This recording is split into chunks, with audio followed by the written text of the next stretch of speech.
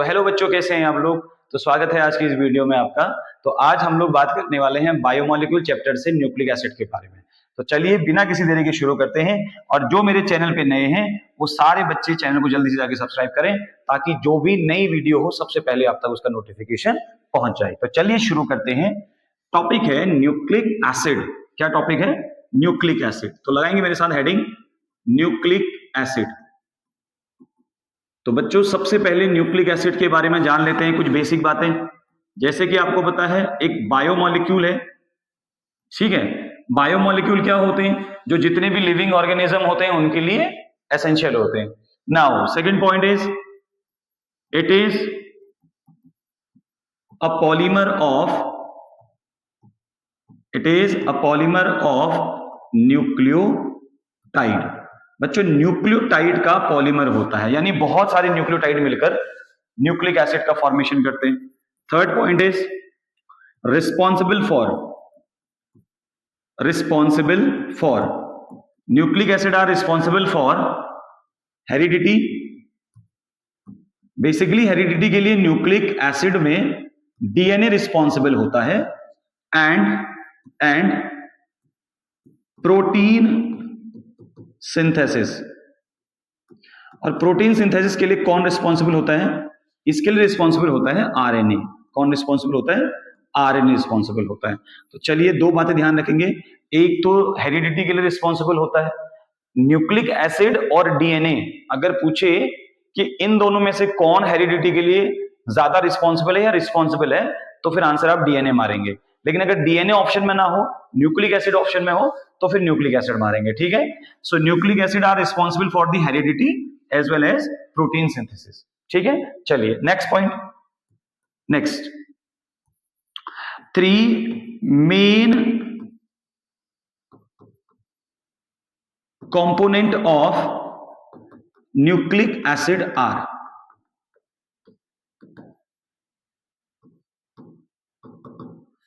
ठीक है, 3 main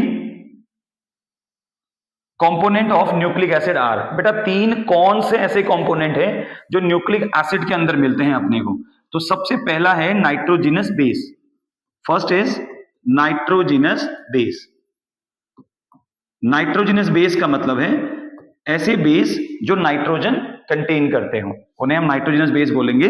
second pentose sugar, second is pentose sugar and third one is phosphate group. Third is phosphate group. ये 3 main component होते हैं बच्चों जो आपको न्यूक्लिक एसिड के अंदर मिल जाएंगे। सबसे पहला होता है नाइट्रोजन कंटेनिंग बेस यानी nitrogenous base, second one is pentose sugar, third one is phosphate group. तो ये 3 मेन कंपोनेंट हैं न्यूक्लिक एसिड के। तो न्यूक्लिक एसिड के बारे में कुछ बातें जो इंपॉर्टेंट है, it is a biomolecule, it is a polymer of nucleotides. बहुत सारे न्यूक्लियोटाइड्स मिलकर बनाते हैं न्यूक्लिक एसिड, ठीक है। अच्छा, responsible for the heredity, DNA जिसके लिए रिस्पॉन्सिबल होता है। और प्रोटीन सिंथेसिस के लिए कौन रिस्पॉन्सिबल होता है? आरएनए रिस्पॉन्सिबल होता है। 3 main components of nucleic acid are nitrogenous base, now second one is pentose sugar, third is phosphate group. अब ये जो न्यूक्लिक एसिड होता है बच्चों, ये 2 तरीके का होता है। अगर मैं इसके टाइप्स में चलूं तो ये 2 तरीके का होता है ना। अगर हम इसके टाइप्स की बात करें तो 2 तरीके का होता है, एक डीएनए और एक आरएनए। सो टाइप्स के बारे में बात करें तो it is 2 type, DNA and RNA, ठीक। सबसे पहला है नाइट्रोजिनस बेस। नाइट्रोजिनस बेस बच्चों बेसिकली 2 तरीके के नाइट्रोजिनस बेस हमारे पास होते हैं। पहला होता है प्यूरीन। पहला कौन सा होता है? प्यूरीन होता है। बच्चे हमेशा गलत बोलते हैं सर 5 तरीके के नाइट्रोजनस बेस होते हैं, एडेनिन, गुआनिन। नहीं, 2 तरीके के नाइट्रोजनस बेस होते हैं बच्चों। एक होता है प्यूरीन और एक होता है पाइरिमिडीन। ये 2 तरीके के होते हैं। अब इन दोनों को फर्दर डिवाइड करते हैं। अगर मैं इनको फिर से डिवाइड करूं तो आप ध्यान से देखना, ये 2 तरीके का होता है। एक होता है एडेनिन जिसे हम कैपिटल ए से डिनोट करते हैं, एक होता है गुआनिन। ये दोनों आएंगे किसके अंदर? प्यूरीन के अंदर, और इसे हम कैपिटल जी से रिप्रेजेंट करते हैं। क्लियर? इसके अंदर 3 आते हैं बच्चों, इसके अंदर कितने आते हैं? 3। पहला आएगा साइटोसिन, पहला कौन सा आएगा? साइटोसिन, जिसे कैपिटल सी से डिनोट करते हैं। अगला आएगा थाइमीन, थाइमीन जिसे हम कैपिटल टी से रिप्रेजेंट करते हैं, टी से। और अगला आएगा बच्चों यूरेसिल, जिसे हम कैपिटल यू से रिप्रेजेंट करते हैं। तो ये हो गए 5 तरीके के अलग अलग, और ये पांचों जो हैं बच्चों, ये प्यूरीन और पाइरिमिडीन के अंदर आते हैं। प्यूरीन और पाइरिमिडीन ये 2 तरीके के नाइट्रोजनस बेस होते हैं, और फर्दर इनको फिर हम डिवाइड करते हैं। अब इनमें से, इन नाइट्रोजनस बेस में से आरएनए और डीएनए में हमें कौन कौन से मिलते हैं, आओ बात करते हैं। चलो बच्चों देखो, इसमें से डीएनए में कौन कौन से मिलेंगे। देखो डीएनए के अंदर, तो डीएनए और आरएनए की बात करें तो 3 तो कॉमन है जो दोनों में मिलेंगे। देखो पहला एडेनिन कॉमन है, दोनों में दिखाई देगा आपको, ठीक है बच्चों। उसके बाद प्लस आपको ग्वानिन दोनों में दिखाई देगा, यहां भी जी मिलेगा आपको, यहां भी जी मिलेगा। साइटोसिन भी दोनों में दिखाई देता है, तो ये भी दोनों में दिखाई देगा। अब इन दोनों में से एक जो है आरएनए में मिलेगा, एक डीएनए में मिलेगा। तो आप ऐसे याद रखो, आर यू बोलते हैं ना, are you okay, are you okay. तो आर यू का मतलब बच्चों आरएनए के अंदर यूरेसिल। तो सिंपल सा हो गया, आरएनए के अंदर मिलेगा यूरेसिल और इसके अंदर मिलेगा थाइमीन, ठीक है। तो पहला डिफरेंस तो यही हो गया आरएनए और डीएनए में, ठीक है, कि आरएनए में नाइट्रोजनस बेस कौन सी मिलती है, आरएनए के अंदर नाइट्रोजनस बेस कौन सी मिलती है, यूरेसिल, और डीएनए के अंदर नाइट्रोजनस बेस कौन सी मिलती है, थाइमीन मिलती है। क्लियर है? चलिए आगे बढ़ते हैं। नेक्स्ट अगला है बच्चों, दूसरा है पेंटोज शुगर। दूसरा कौन सा है? Pentose sugar. तो पेंटोज शुगर कौन सी मिलेगी डीएनए में और आरएनए में कौन सी मिलेगी? आइए बात करते हैं, पेंटोज शुगर की बात करते हैं। तो पेंटोज शुगर की बात करें तो 2 तरह के पेंटोज शुगर हमें मिलेंगे यहां से, ठीक है। 2 तरह के पेंटोज शुगर मिलेंगे बच्चों, मैं बना के दिखाता हूं आपको। पहला देखो, अगर मैं डीएनए की बात कर रहा हूं तो डीएनए में पेंटोज शुगर कौन सी मिलेगी और आरएनए के अंदर कौन सी मिलेगी, आओ देखते हैं स्ट्रक्चर के साथ। चलिए, तो ये है मेरे पास, ये है पेंटोज शुगर, 1 2 3 4। तो बच्चों यहां आएगा हाइड्रोजन और यहां आएगा, अच्छा अगर ये बीटा वाली है तो यहां मैं OH लिखूंगा, OH और H, H OH। अब ये कौन सी है? ये है अपने पास डीएनए के लिए, तो यहां पर एक ही हाइड्रोजन आएगा, H और OH, CH2OH और H। तो बच्चों ये जो है ना, इसका जो नाम होता है इसको बोलते हैं 2-डीऑक्सी राइबोज शुगर, 2-डीऑक्सी राइबोज शुगर। ये होती है डीएनए के अंदर, 2-डीऑक्सी राइबोज शुगर, ये डीएनए के अंदर होती है। ऐसा क्यों? देखो 2-डीऑक्सी, इसका मतलब क्या है? ये बच्चों पहली कार्बन, ये सेकंड कार्बन, ये थर्ड कार्बन, और this one is fourth carbon, और ऊपर जो लगी है ये 5वीं कार्बन है, 5th कार्बन। तो सेकंड कार्बन से देखो मैंने एक ऑक्सीजन हटाई है, यहां से मैंने एक ऑक्सीजन हटाई है। तो सेकंड कार्बन से ऑक्सीजन हटाएंगे तो सेकंड कार्बन को 2 से रिप्रेजेंट किया, हटाने को D से रिप्रेजेंट किया, ऑक्सीजन को ऑक्सी से रिप्रेजेंट किया। तो 2-डीऑक्सी का मतलब removal of oxygen atom from the second carbon. तो सेकंड कार्बन के द्वारा जब हम लोग क्या करते हैं, ऑक्सीजन को रिमूव करते हैं, तो उसी को हम लोग बोलेंगे क्या, 2-डीऑक्सी। क्लियर है? नाउ अब आरएनए के अंदर कौन सी पेंटोज शुगर मिलेगी, ध्यान से देखेंगे। ये रही हमारी पेंटोज शुगर, 1 2 3 4। बच्चों यहां आएगा OH, यहां आएगा H, यहां आएगा H, यहां आएगा OH। अब देखो मैं यहां पर OH लिखूंगा, ध्यान से देखना, यहां हम लिखेंगे OH। सेकंड कार्बन पे नीचे अगर OH दिखाई दे रहा है तो इट मींस वो हमारे पास क्या है, वो है आरएनए। ये रहा स्ट्रक्चर, देखो ये देखो, ये पहली कार्बन, ये दूसरी कार्बन, ये तीसरी कार्बन, ये चौथी कार्बन, ऊपर लगी है पांचवी कार्बन। तो बेटा देखो यहां पर सेकंड कार्बन में नीचे मैंने OH लगा रखा है, यानी ऑक्सीजन भी आपको दिख रही है। तो इसीलिए इस शुगर का नाम होता है राइबोज शुगर। इस शुगर का नाम क्या होगा बच्चों? Ribose sugar. तो डीएनए में कौन सी शुगर पाई जाती है? 2-डीऑक्सीराइबोज शुगर। डीएनए में कौन सी पाई जाती है? जरा गौर से पढ़ो। 2-डीऑक्सीराइबोज शुगर। आरएनए में कौन सी मिलेगी? राइबोज शुगर मिलेगी। और ये रहा उसका डायग्राम और ये रहा इसका डायग्राम। चलिए अब करते हैं अगली बात। तो बच्चों हमारे पास तीसरा जो मेन था वो था फॉस्फेट ग्रुप। ये भी समझना जरूरी है। अगला क्या था? फॉस्फेट ग्रुप, जो तीसरा मेन कंपोनेंट था। तो बच्चों ये फॉस्फेट ग्रुप जो है ये बना हुआ है फॉस्फोरिक एसिड से। ठीक है, ये बना है कहां से? फॉस्फोरिक एसिड से। तो ये मेरे पास फॉस्फोरिक एसिड है।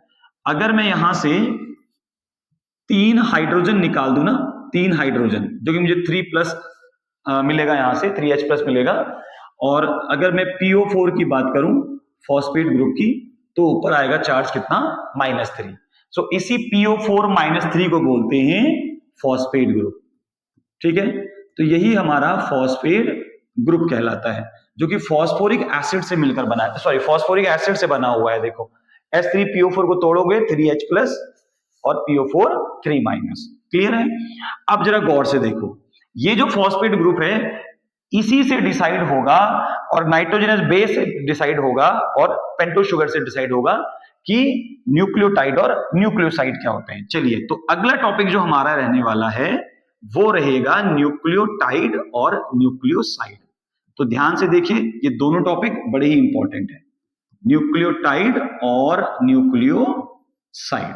चलिए, तो पहले हम चेक कर लेते हैं कि वीडियो बन रहा है कि नहीं बन रहा है, क्योंकि कई बार ऐसा होता है कि हम वीडियो तो बन रहा है या नहीं बन रहा है, कुछ पता नहीं लगता है बच्चों, मेहनत हमारी बेकार चले जाती है। कई बार तो क्या होता है, मैं 2-2 घंटे की वीडियो बनाता हूँ लेकिन यार रिकॉर्ड नहीं होता है, बड़ा उदास हो जाता हूँ, बुरा लगता है। पर क्या करें, स्ट्रगल टाइम है, मेहनत करनी है, आगे बढ़ना है, तो सपने पूरे करने हैं, तो कुछ ना कुछ करना पड़ेगा, है ना। देखो, अगर आगे बढ़ना है तो आपको जगना है, उठना है। अगर मैं आपको टाइम दिखाऊं बच्चों, अब देख पा रहे हो पता नहीं, देखो अगर टाइम देख पा रहे हो तो अभी लगभग कितना बज रहा है? 12 बज रहा है। देखो, ये देखो बच्चों, 12 बज रहा है अभी, देखो घड़ी में, रात के 12 बज रहे हैं यार, दिन के 12 नहीं है, रात के 12 है। इतना भरोसा मुझ पे कर लेना। चलिए आगे देखते हैं, न्यूक्लियोटाइड और न्यूक्लियोसाइड। न्यूक्लियोटाइड मतलब 3 कंपोनेंट से मिलकर न्यूक्लिक एसिड बनता है। पहला नाइट्रोजनस बेस, दूसरा पेंटोज शुगर, और तीसरा कौन सा होता है बताओ? Phosphate group. अगर इन तीनों को टाइट कर देना तो न्यूक्लियोटाइड बनेगा। अगर एक को इसमें से साइड कर दो, पेंटोज शुगर को, सॉरी फॉस्फेट ग्रुप को साइड कर दो, तो फॉस्फेट ग्रुप को अगर साइड कर दें तो न्यूक्लियोसाइड बन जाएगा। देखो टाइट का मतलब क्या है? देखो, अगर ये तीनों चीजें हों, कौन कौन सी? नाइट्रोजनस बेस, देखो अगर ये तीनों चीजें हों, नाइट्रोजनस बेस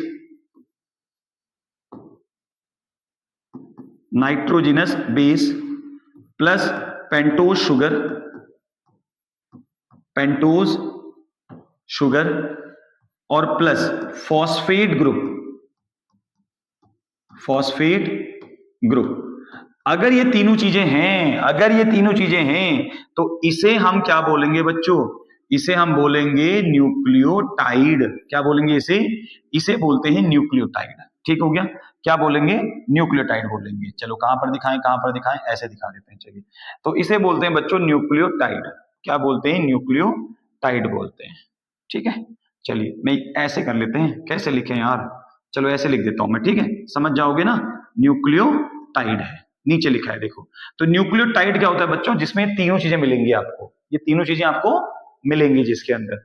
अब मैं आपको डायग्राम से दिखाता हूं, देखो थोड़ा सा डायग्राम से दिखाता हूं न्यूक्लियोटाइड क्या होता है। देखो इधर देखो, ये था मेरे पास पेंटोज शुगर। अब इस पेंटोज शुगर को ना बच्चों आप याद ही कर लो, क्योंकि आपको इसकी जरूरत पड़ने वाली है बार बार। देखो ये ऐसा डायग्राम बनाना है, ये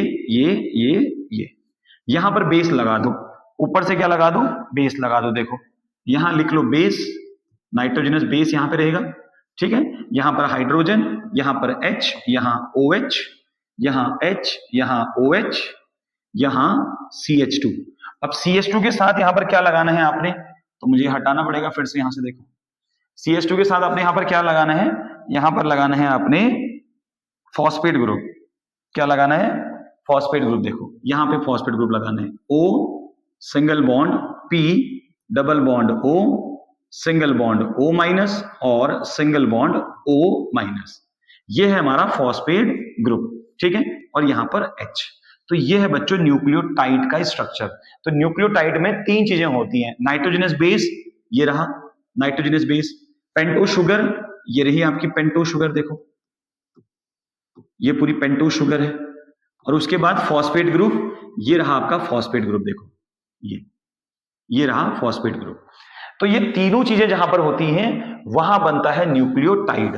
तो ये जो मैं लिख रहा हूं अभी तक, ये सारी न्यूक्लियोटाइड की कहानी है। किसकी कहानी है, न्यूक्लियोटाइड की कहानी है, ठीक हो गया। ये सब न्यूक्लियोटाइड है। अब बात करते हैं न्यूक्लियोसाइड की। न्यूक्लियोसाइड क्या होता है, तो न्यूक्लियोसाइड की बात करेंगे तो देखो न्यूक्लियोसाइड क्या होता है, मैं आपको दिखाता हूं। अब हम बात करने वाले हैं बच्चों न्यूक्लियोसाइड, ठीक है। न्यूक्लियोटाइड में तीन चीजें थी, पहला बोलो नाइट्रोजनस बेस, दूसरा बोलो पेंटोज शुगर, तीसरा बोलो फॉस्फेट ग्रुप। तो फॉस्फेट ग्रुप को यहां से हटा देना है।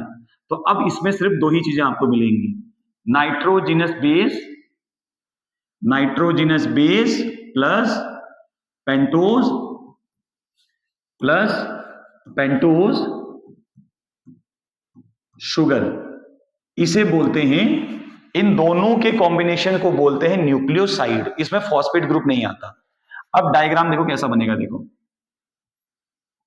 ये देखो, ये है पेंटोज शुगर, 1 2 3 4। तो यहां पे बेस तो रहेगा बेटा, देखो नाइट्रोजनस बेस तो रहता है ना, तो यहां हमने बेस लगा दिया। यहां हमारे पास हाइड्रोजन H OH, और यहां पर कोई भी फॉस्फेट ग्रुप नहीं है, तो यहां पर CH2OH के साथ आ जाएगा नीचे H। तो ये है न्यूक्लियोटाइड। न्यूक्लियोटाइड में दो ही चीजें हैं, देखो ये रहा आपके पास नाइट्रोजनस बेस और ये रहा पेंटोज शुगर, ये रही आपकी पेंटोज शुगर, बस ये रहा न्यूक्लियोटाइड। तो न्यूक्लियोटाइड न्यूक्लियोसाइड डिफरेंस लिखने के लिए बोर्ड एग्जाम में आता है, नोट कर लीजिए इसको, बहुत इंपॉर्टेंट है मेरे भाई। चलिए आगे बढ़ते हैं। अब हम लोग बात करेंगे डीएनए और आरएनए में डिफरेंस क्या क्या होता है। चलिए एक साइड लिखेंगे डीएनए और एक साइड लिखेंगे आरएनए, इन दोनों में क्या क्या डिफरेंसेस हैं आओ समझते हैं। चलिए तो अब हम लोग बात करने वाले हैं डीएनए और आरएनए में क्या डिफरेंस है। तो एक साइड डालेंगे डीएनए और एक साइड डालेंगे आरएनए, ठीक। तो डीएनए और आरएनए में क्या डिफरेंस होता है बेटा, 2-3 नंबर का सवाल आता है पेपर में। तो सबसे पहला DNA stands for deoxy ribose nucleic acid, ठीक है, deoxy ribose nucleic acid. And RNA stands for ribose nucleic acid. पहला डिफरेंस तो ये हो गया भैया, इन दोनों का फुल फॉर्म ये होता है deoxy ribose nucleic acid and this one is ribose nucleic acid. अगला सेकंड डिफरेंस क्या होता है बच्चों, सेकंड डिफरेंस ये डबल स्टैंड होती है, डबल स्टैंड स्ट्रक्चर। ये क्या होता है, डबल स्टैंड स्ट्रक्चर होता है, ठीक है। और इसका होता है single stand structure, single stand structure होता है किसका, आरएनए का, ठीक। चलिए अगला बेटा तीसरा डिफरेंस क्या है, ये स्टेबल होती है, ठीक है, और ये अनस्टेबल होती है, या लेस स्टेबल कह लीजिए या अनस्टेबल कह लीजिए। तीसरा चौथा पॉइंट, डीएनए जो होता है बेटा, डीएनए के अंदर जो पेंटोज शुगर मिलेगी, इसके अंदर आपको जो पेंटोज शुगर मिलती है वो कौन सी मिलती है, पेंटोज शुगर यहां से आपको मिलेगी 2-डीऑक्सी राइबोज शुगर। देखो मैं डायग्राम के साथ दिखा देता हूं आपको, ये रही ऐसा कुछ दिखाना है आपने, ठीक है। तो यहाँ OH, यहाँ H, यहाँ H, यहाँ H, यहाँ H, यहाँ OH और यहाँ आ जाएगा CH2OH और यहाँ आ जाएगा H। तो यहाँ पर पाई जाएगी 2-डीऑक्सी राइबोज शुगर। तो डीएनए के अंदर जो पेंटोज शुगर मिलती है वो 2-डीऑक्सी राइबोज शुगर मिलती है, ये ध्यान रखना बहुत इंपॉर्टेंट है। यहाँ पे जो शुगर मिलेगी पेंटोज शुगर, आपको पेंटोज शुगर जो मिलती है, यहाँ पेंटोज शुगर जो मिलेगी आपको वो मिलेगी राइबोज शुगर। देखो कैसी होती है राइबोज शुगर, ये देखो बेटा इसका स्ट्रक्चर कुछ ऐसा होता है, ये यहाँ पे OH, OH, H, H, OH, H, OH, CH2OH और H। तो यहां पर जो होती है बेटा ये होती है राइबोज शुगर। कौन सी होती है? राइबोज शुगर होती है, यहां होगी राइबोज शुगर। चलिए, तो एक डिफरेंस ये हो गया कि यहाँ पर 2-डीऑक्सी राइबोज शुगर मिलेगी और वहां सिर्फ राइबोज शुगर मिलती है। स्ट्रक्चर ये रहा, देखो आपके सामने, इससे पहले मैंने बना के दिखा दिया, ठीक है। चलिए आगे बढ़ते हैं, आगे आप नोट करते रहिएगा, मैं स्क्रॉल करते रहता हूं। अगला फिफ्थ डिफरेंस क्या है बेटा? फिफ्थ डिफरेंस, अगर मैं बात करूं डीएनए की, तो ये रिस्पॉन्सिबल होता है, रिस्पॉन्सिबल फॉर हेरिडिटी, ये हेरिडिटी के लिए रिस्पॉन्सिबल होता है और ये रिस्पॉन्सिबल होता है प्रोटीन सिंथेसिस के लिए, रिस्पॉन्सिबल फॉर प्रोटीन सिंथेसिस, ठीक है। आपको पता है आरएनए के अंदर प्रोटीन का सिंथेसिस होता है। कौन से आरएनए के अंदर? आरएनए के अंदर, राइबोसोमल आरएनए के अंदर प्रोटीन सिंथेसाइज होती है, ठीक है। बहुत सारे आरएनए होते हैं, tRNA, mRNA, rRNA. MRNA messaging का काम करते हैं, टीआरएनए ट्रांसपोर्ट का काम करते हैं, आरआरएनए राइबोसोमल यानी प्रोटीन को सिंथेसाइज करने का काम करते हैं, ठीक। चलिए ये सारी बातें होगी। छठा भी कोई डिफरेंस है क्या इसके अंदर? जी बिल्कुल, सबसे इंपॉर्टेंट डिफरेंस तो रह ही गया है अभी, वो कौन सा है? डीएनए के अंदर बेटा, डीएनए के अंदर जो नाइट्रोजिनस बेस मिलते हैं वो कौन से मिलते हैं? Adenine plus guanine plus cytosine और प्लस थाइमीन, टी मिलता है बेटा।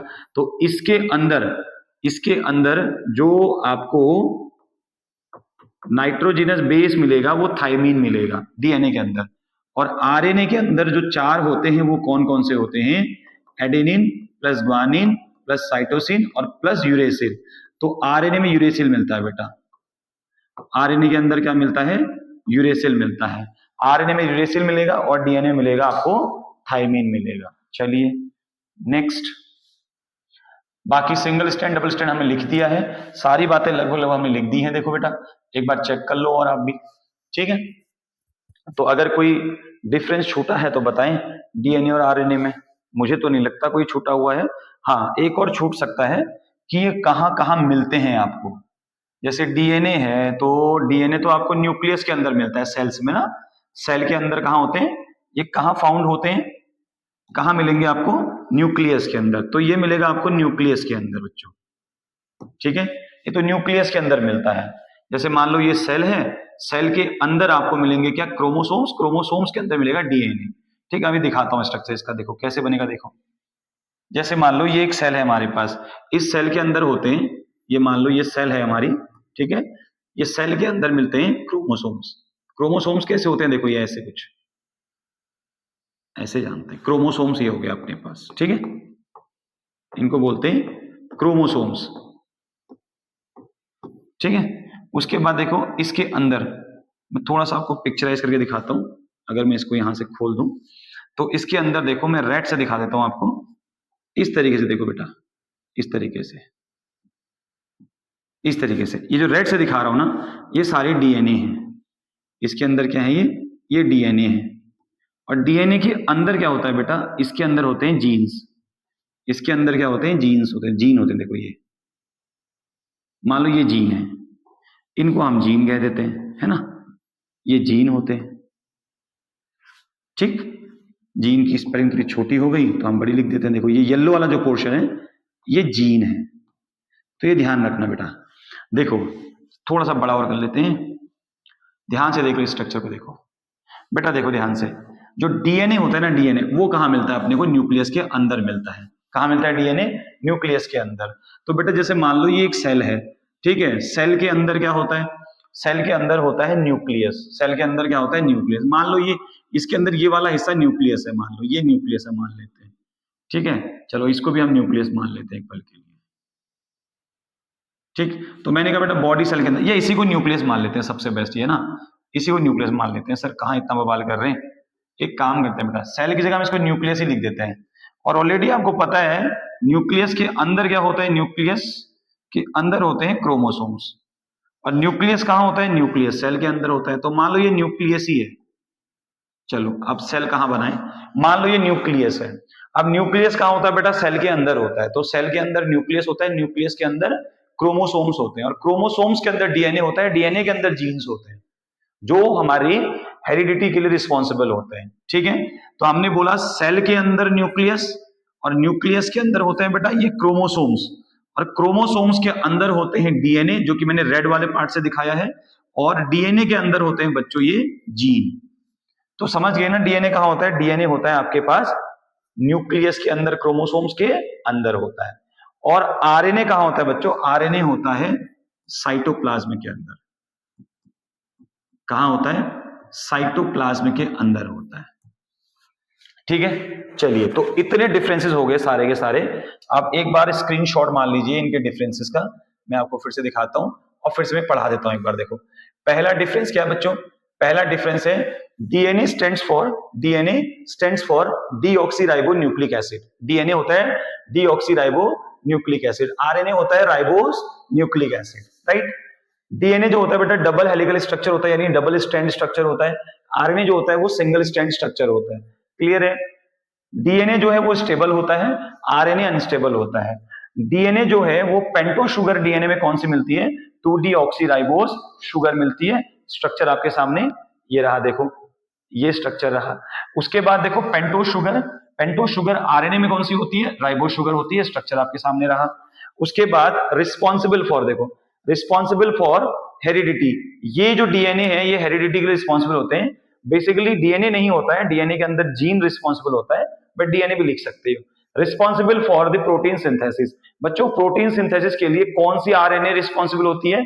विच RNA is responsible for the protein synthesis? RRNA. कौन सी आरएनए रिस्पॉन्सिबल होती है? आरआरएनए होती है। चलिए भी हमको समझ में आ गया। नेक्स्ट बेटा, डीएनए के अंदर कौन कौन से नाइट्रोजनस बेस होते हैं? एडेनिन, गुआनिन, साइटोसिन, थाइमिन होता है, ठीक है। ये तीन तो कॉमन है, ठीक है। थाइमिन जो है वो डीएनए के अंदर पाया जाता है। उसके बाद डीएनए आरएनए के अंदर एडेनिन, गुआनिन, साइटोसिन और यूरेसिल, तो यूरेसिल एक्स्ट्रा पाया जाता है इसके अंदर। अब बात आती है सबसे इंपॉर्टेंट कि ये कहां मिलते हैं। तो बेटा न्यूक्लियस के अंदर, सेल के अंदर न्यूक्लियस, आपको पता है सेल के अंदर क्या होती है? न्यूक्लियस होती है। और न्यूक्लियस के अंदर होते हैं क्रोमोसोम्स, और क्रोमोसोम्स के अंदर होता है डीएनए। रेड वाला हिस्सा डीएनए का है, और डीएनए के अंदर निकलते हैं जीन्स। तो जीन के अंदर डीएनए, डीएनए किसके अंदर? सॉरी, जीन किसके अंदर? डीएनए के अंदर। डीएनए किसके अंदर? क्रोमोसोम्स के अंदर। क्रोमोसोम्स किसके अंदर होते हैं? न्यूक्लियस के अंदर। और न्यूक्लियस कहां होता है? बॉडी, सॉरी सेल्स के अंदर होता है। और आरएनए कहां मिलेगा आपको? आरएनए मिलेगा साइटोप्लाज्म के अंदर। तो ये है डीएनए और आरएनए के अंदर डिफरेंस। चलिए आगे देखते हैं अब डबल हेलिकल स्ट्रक्चर्स सभी ने। अब बढ़ते हैं आगे और अब बात करते हैं double helical structure of DNA. तो बेटा डबल हेलिकल स्ट्रक्चर क्या होता है? देखो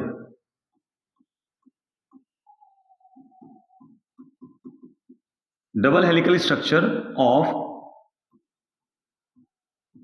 ऑफ डीएनए। तो डीएनए का डबल हेलिकल स्ट्रक्चर कैसे बनाते हैं? तो ध्यान से देखो, बहुत ही सिंपल है, ध्यान से देखना है। देखो सबसे पहला क्वेश्चन यहां से आता है कि double helical structure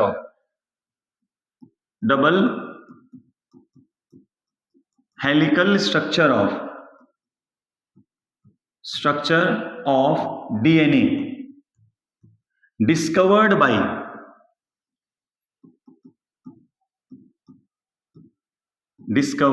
bye Watson and Crick in 1953। दो साइंटिस्ट थे बेटा, एक वॉटसन थे और एक थे क्रिक। सो वॉटसन एंड क्रिक इन 1953, 1953 में, 1953, क्या आपको विजिबल हो रहा है?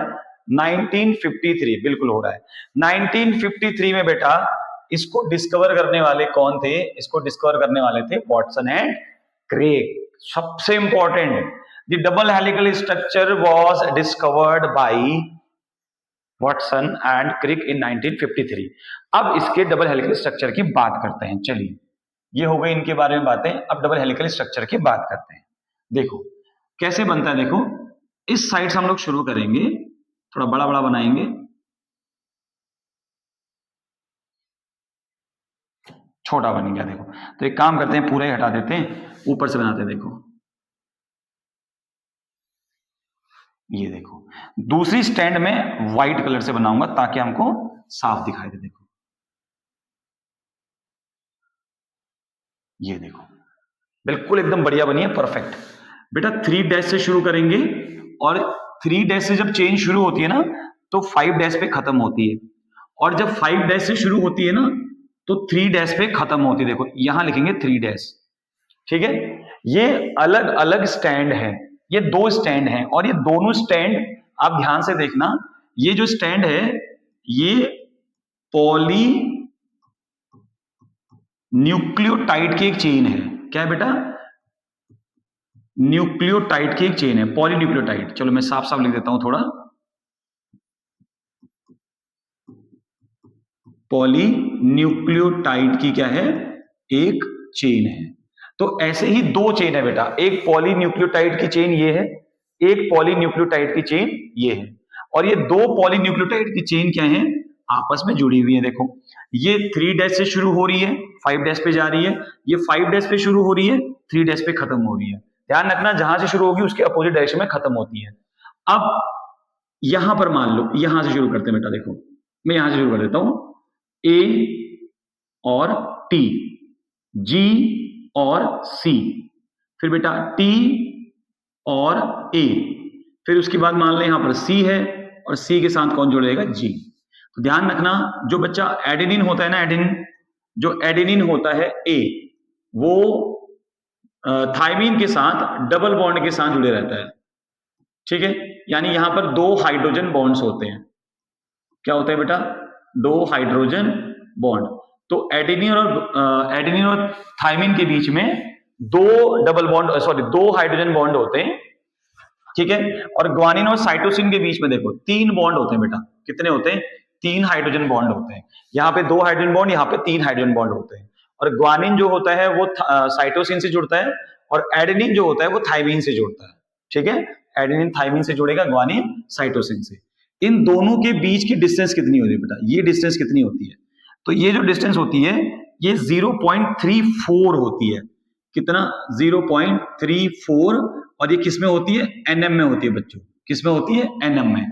तो लिखा हुआ शायद दिख नहीं रहा होगा, 0.34 एनएम होती है।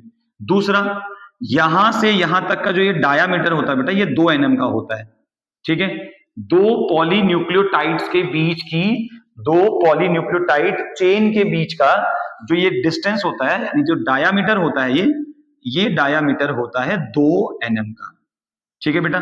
2 पॉलीन्यूक्लियोटाइड की जो स्ट्रैंड है, देखो पहली पॉलीन्यूक्लियोटाइड की स्ट्रैंड ये है, दूसरी पॉलीन्यूक्लियोटाइड की स्ट्रैंड ये है।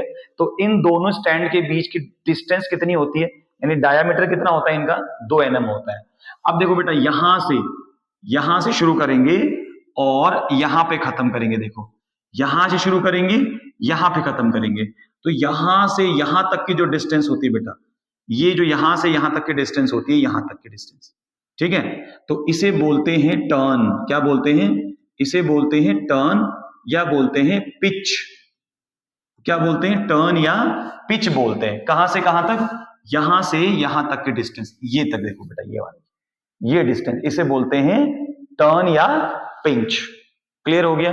और इसकी जो डिस्टेंस होती है वो होती है 3.4 एनएम, 3.4 एनएम होती है। तो ये डिस्टेंस भी याद रखना कि, और एक पिंच, यानी एक पिंच और एक टर्न में, एक पिंच या एक टर्न में टोटल एक पिच या एक टर्न में, पिंच नहीं पिच, एक पिच या टर्न में, ठीक है बेटा, यहां से यहां तक के डिस्टेंस को पिच बोलते हैं, नो कि pinch, pitch, it is pitch.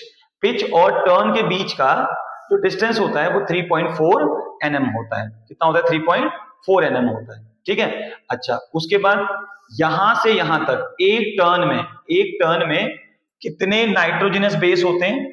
10 pair of base होता है बच्चा, 10 पेयर ऑफ बेस होते हैं। तो ये ध्यान रखना, छोटी छोटी बातें हैं।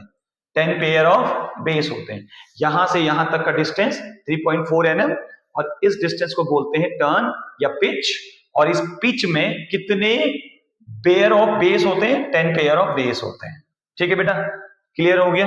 तो ऐसे ही आप यहां भी जोड़ सकते हो, देखो ए के साथ थाइमिन को जोड़ सकते हो, जी के साथ साइटोसिन को जोड़ सकते हो, साइटोसिन के साथ आप यहाँ पर ग्वानिन को जोड़ सकते हो, ऐसे ही पेयर यहाँ भी जोड़ सकते हैं। तो ये है double helical structure of DNA. तो आज की इस वीडियो में बस इतना ही था बेटा। आपको ये वीडियो कैसा लगा जरूर बताइएगा, अपने दोस्तों तक जरूर शेयर कीजिएगा अच्छी लगी। मिलते हैं अगली वीडियो में, तब तक के लिए नमस्कार।